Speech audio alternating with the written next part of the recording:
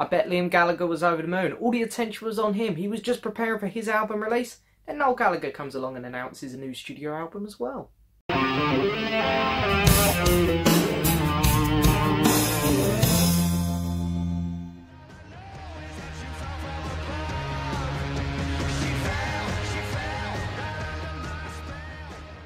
So hello and yes, welcome back to another album review, guys. And as I said, it is, well, I didn't say, I said it's going to be a Noel Gallagher album. But it is going to be Noel Gallagher's new album, Who Built the Moon. We're going to be going over that album today, yeah. So before we get started with this album review, what are we going to do? We're going to give a bit of information on the album. We're going to go over each track individually. We're going to mark each track individually out of 10. We're also going to take a look at my copy of the vinyl record, mark the artwork out of 10, add up all them scores, and then divide it by the total number of scores given, which will give us an overall score for this album out of 10.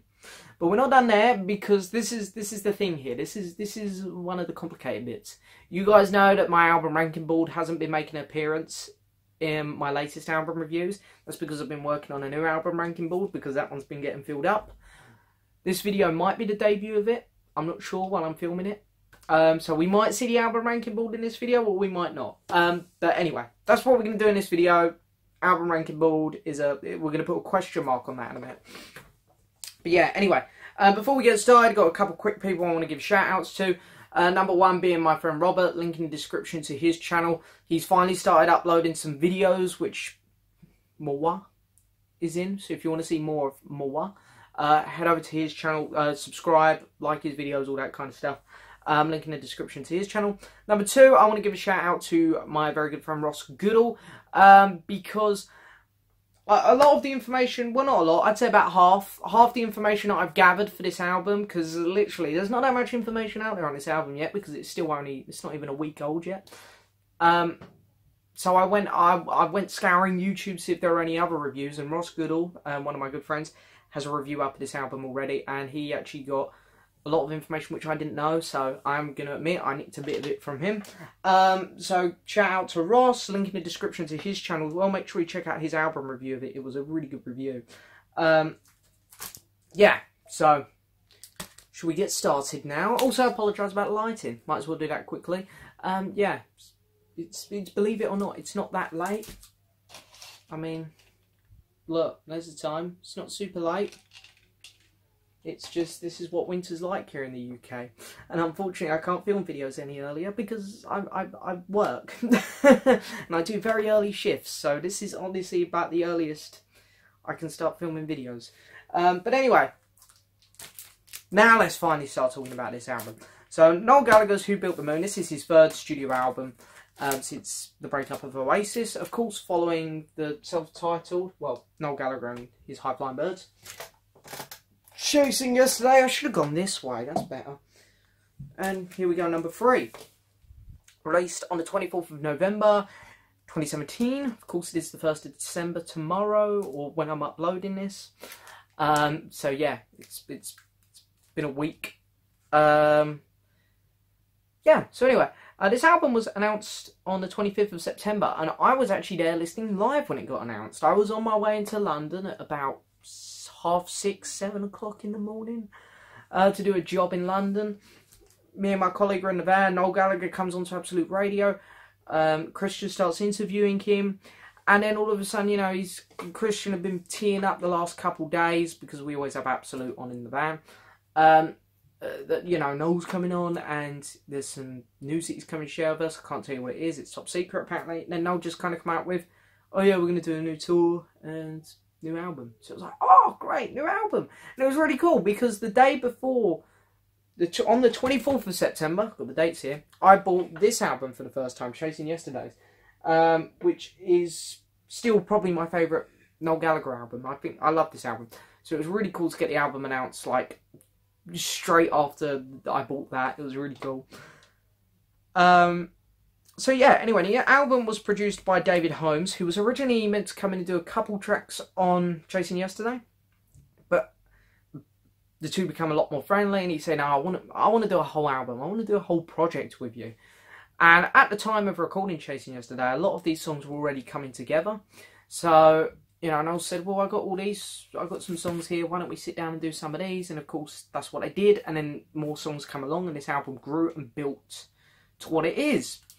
But one of the things which Mr. Holmes said, I like saying Mr. Holmes, is any Oasis sounding tracks, get them out. We want this to be a fresh, new album. And you really get that. It's a very modern sounding album. In fact, the first song, Fort Knox, was apparently inspired by Kanye West. So there is a good example as to how modern it sounds at times. But then it also is very reminiscent of classic rock with Holy Mountain. And then on a lot of other tracks, I'm trying to think of a good example. Probably She Taught Me How to Fly, of a psychedelic type feeling album. Which is really good, really cool. So anyway, it's really good. Noel's really pushing the boundaries on this album. He's really trying something new. And while I love Liam Gallagher's new album, Up Here, as you will. Well, I didn't love it, but I did enjoy this album. It was a good album. It is very much what you'd expect. It is very Oasis feeling. Noel has gone in the opposite direction this year. He's decided to try something new and be pretty experimental. I hear records falling over somewhere. That's behind there. That's where all these come from. They're hiding behind, standing on the shoulders of giants. But anyway, let's get on to the tracks now. There's 11 tracks. There are 2 tracks which are instrumentals, Wednesday Part 1 and Wednesday Part 2. I know Ross didn't include them, and I've seen another reviewer here on YouTube who also didn't include them. I am going to include them because Noel has decided to make them their own individual songs. So I don't think it's fair to score every song and then skip the 2 dodgy ones. So I am going to still score them. But anyway, let's get into the album, finally. So yeah, opening track Fort Knox, inspired by Kanye West, as I said, and you can really hear that just with how the song opens. It just starts off with a very modern beat, and you can tell that straight away that the album is going to be fresh. You can tell it's going to be very different sounding. It's a mostly instrumental track, but it has some lyrics which come in near the end, and it's a good song. It's pretty good. I really like how the song flows. It does keep your attention, considering it's an instrumental. Instrumentals always have to work harder to keep your attention. And yeah, the vocals kind of come in at the right time, because I can't lie, you do start to wind down from the song eventually, but then the vocals come in and you kind of get pulled back into it. And overall, it's a good song, but is it great? No, it's not, I'm afraid. It serves as a good album opener, but it's definitely not the one I would have picked. I'm going to give this track a 7 out of 10. Then we get Holy Mountain, which of course is the single, which has been all over the radio here. I'm not sure if he played that single when he was on Absolute on the 25th of September. He might have been. He might have played it. But anyway, I've heard it on the radio about 500 times now, and I absolutely love it. I think it's a fantastic song. This is, of course, the one which is very reminiscent of kind of 70s rock. It sounds really good. It sounds like something like Sweet would do, almost. But it's really good. Of course, it has that modern production to it, and the modern drums, and the beat. It just sounds it's a very nice sounding song. A lot of people have pointed out that the lyrics are not great on this track, and you're not wrong. You're not wrong. But does the song have to have great lyrics to be great? No. So I look past that, and I say the lyrics are good enough. They're not absolute rubbish. They are pretty good still. Well, I say pretty good. They're kind of middle of the road lyrics. They're passable, but they're not bad. They're not great. The vocals are fantastic. It's got a really cool flute in it. I absolutely love the flute. I know some people aren't a big fan of it, but I really like it. It makes the song, if I'm being honest. Of course, Paul Weller, he's here playing organ as well. You know, Paul Weller, you know, he's a great musician as well from the Jam. And all round, it's a really good, fun, catchy song. I'm going to give it a 9 out of 10. It's a really, really solid track. Then we get Keep On Reaching, which is another catchy beat. I don't know, I think I would have liked... I think what should have happened is Holy Mountain should have opened the album, and Fort Fox should have gone in between Holy Mountain and Keep On Reaching, because between Holy Mountain and Keep On Reaching, I don't know, it's like each song kind of flows into the other, and they're not drastically different in tone, I think is a good way to say it. So anyway, some of the best vocals on the album, though, I will say. You can really tell that Noel's going for it. I know he's not known for his singing, although I love his singing. I'm a big fan of his vocal performance. In fact, I know this is going to get me slated by some people, but I don't care. I think his vocals are better than Liam's. Oh, look at that. Wow, look at all the dislikes. So yeah, his vocals are really good on this track. Really good. The song builds really well, I think. And it's a pretty experimental track in terms of the instruments, what they're doing and stuff, especially in the background and whatnot, and how they fold into the song. But yeah, overall it's a good song, but I don't... It's kind of the same as Fort Knox. It's really good, but by the end of the song, I'm not really that fussed. It's like, oh, I didn't want it to go on. I weren't loving it. It's just kind of like, oh, it was good. I did enjoy that, but that's the best I can do. So I'm going to give that track a 7 out of 10 as well. Then we get a track called It's a Beautiful World, which is a much slower track, much needed. This kind of makes the album flow better. It frees us up as the listeners, I think, a lot better. And it has a real... Again, what I really liked about his last two albums. Noel, of course, is a very good guitarist as well. And we get to hear him playing guitar at the start of this song. It sounds really good. You do hear the guitar throughout the whole song. It gets harder to hear, of course, as more instruments come in and build, especially when you hit the chorus. But yeah, it's nice at the start of the song because you hear him playing the guitar, and it's really good. Nice, catchy lyrics to this song. Really good vocals again, and the chorus is just amazing on this song. It is. It's a very, very good song. And yeah, I really can't find much fault with this song. It's a really, really good, solid song. Definitely one of the best ones on the album. Gonna give it a 9 out of 10. And I really like it because it flows into the next song, and I like it when songs flow into one another. And it's She Taught Me How to Fly, which, as I said earlier, is a very experimental, psychedelic type feeling song. I didn't know this until I watched Ross's video, but it was inspired by Blondie as well, which is cool because I'm a big Blondie fan. And you really can hear Blondie, I mean, in the way that Blondie done some of their 70s hits. I'm trying to think of the song. The tide is high, but I'm holding on. I'm gonna be... That song, I can't think of the blimmin' title of the song off the top of my head. No, I can't think of the title of the song. You guys will let me know in the comments. It really reminds me of that song in the style that it's performed in. So I can see why they say, or you know, it's been said that this album or this song was inspired by Blondie, because I mean, certain Blondie songs you can hear this style, but it's a lot slower and of course a lot more underproduced, because this is a very, very overly produced album, I think. But it's good. Yeah, it's a good song. The problem I have with the song is it's too long, and it's, considering its length, there's not enough development in it. So I'm going to give it a 7. And then that's it for side 1. So side 1's pretty good. You kind of go back and forth from good songs to really good songs. So you kind of go like that, and it's the first side flows really well. Again, kind of similar to Liam's new solo album. The first side flows really well. Then you get to the B side where things change, because we get Be Careful What You Wish For, which is, again, apparently inspired by Bob Dylan. Which is interesting, because apparently, I think it's more to do with the lyrics, because apparently Noel even, sorry, had pages and pages of lyrics, and this song was going on for like nearly 10 minutes. But, you know, they cut the song down, whether that was his idea or David's idea, I don't know. But the song got cut down to what it is now. And to be honest, I kind of wish they'd kept it longer, because I think it might have been more interesting than the song we actually ended up with. But anyway, I love how the song starts. Got great bass work in it. The female singer is fantastic on this song. But yeah, for me, it just gets a bit long, and I'm kind of pleased when it ends. But it isn't bad, so I'm going to give it a 6 out of 10. Then we get Black and White Sunshine, which I really like because it's very reminiscent of the sound which he captured on Chasing Yesterday. I think this is the song which is the most throwback to his previous solo albums. which is good because I'm a massive fan of these two albums. I think they're great.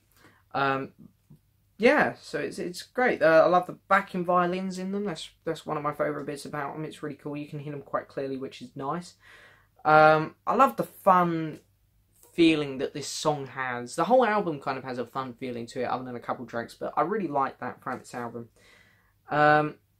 Guitar work throughout it is really good as well. I'm going to give this track an 8. It's really good. So then we get the first of the Wednesday songs. This is Wednesday Part 1. This is Interlude. Interlude Wednesday Part 1. It's an instrumental which lasts for about 1.5 minutes, close to 2 minutes. And it is kind of a throwaway song, dare I say it. I really respect this song for what it's trying to do. I appreciate what it's trying to do. It is trying to be psychedelic, creative. And things do go on in it. It's not just one chord being hit over and over and over. It actually, the song does do some bits. But I literally written down in my notes here. And this is exactly, you know, this is how I feel. It's okay for 30 seconds. Then I'm bored. And by the time the song's over, I'm bored to death. So it's, as I say, I do respect the song for what it is, and I don't want to give it a really harsh mark because, you know, it starts off alright, but the song just doesn't do anything. It's just kind of blah blah blah blah. It's kind of just wedged between two tracks on the album and doesn't do much. So I'm going to give it a 4 out of 10. Then we get a track called If Love Is the Law, which is great song. Great song. Probably my favourite on the album. I'm going to say it's my favourite track on the album. Just. It's another really fun sounding song with great vocals that just... They're just fantastic, the vocals on this song. Really. Probably, I want to say the best vocals, but I really like the vocals on Keep On Reaching. So... I'm going to stick with Keep On Reaching being his best vocals because I really like them on that track. But yeah, the vocals on this track are really good as well, though. The chorus is just amazing. It's just amazing. That's the best way I can describe it. And to be honest, that's the best way I can describe this song, really. It is really amazing. It's a really good song. Again, I'm going to give this one a 9 out of 10. Really, really solid track. And of course, we get kind of the title of the album, The Man Who Built the Moon. And a much darker feeling song. It stands out in this album. It sticks out like a sore thumb almost, because every song's quite happy and upbeat. This one's a really dark feeling, but he's captured it beautifully. In the feeling that he's going for, he's done it superbly. But the lyrics are not great, and the chorus is good. It builds well. But I think again the problem with this song is it goes on a bit too long, and makes it one of them more so-so songs again. Like, it's good, I do enjoy it, but I don't want to give it too high of a mark, because again, it's not a song that held my attention from start to finish. It starts off really well, it is a good song, there's no doubt about it, but it's not amazing. I'm going to give this track a 7 out of 10. Then we get End Credits, Wednesday Part 2. Which is exactly the same as Interlude, really. I mean, it's almost identical. So, I've given it a 2 out of 10. I'm sorry to give a song on this album such a low score, but I didn't really like it much the first time round, so the second time round, I just don't want to hear it. So anyway, mine is still in the shrink because I like to keep my albums in the shrink, and you can still get the record out fine. So in terms of gatefold, if you want to see that, head over and check out Ross's review. But I've seen the gatefold and it is nice. But yeah, the artwork itself though, I love the cover. That is actually Noel's wife down there. She has a nice back. I adore the cover, it's fantastic. And then there is the back cover, which I also love. And then of course it comes with an inner sleeve, which is nice with all the lyrics in case you want to try and sing along. And then each label's different, which I also really like. So, light side and dark side of the moon. Dark side of the moon. Why hasn't anyone done an album like that before? Yeah, so, yeah, there it is. I'm going to give the artwork for this album a 9. It's really good. I will say, though, the pressing of this record, my friend Vinyl Collector James said this to me. After playing it, I've actually got to agree. The pressing of this record isn't great. The record label it's on is, they haven't done a very good job dare I say it, of pressing this album, I don't think. So it's a bit of a shame. It's on a Sour Mash record label. So, yeah. Haven't heard of them before. Hoping I don't have to hear from them again. Anyway, so I've given the album artwork a 9 out of 10. So I've added up all those scores. So that's 11 scores for the tracks and then a 12 for the artwork. Divided it by 12 and that's given this album out of 10 a very solid 7. So yeah, Noel Gallagher's High Flying Birds, Who Built the Moon is going to get a 7 out of 10. Pretty good score. I don't think it's as good as his previous albums, I can't lie. Do I think it's better than Liam's? I don't know yet. I'm still thinking about that. Of course, my 20 least to best albums of 2017 list will be coming up at the end of the year, so we can see where they fall there. But anyway, if there is going to be an album ranking board bit, I'm going to slot that in now. So, yeah, either I just made myself look like an idiot, or there was an album ranking board bit there.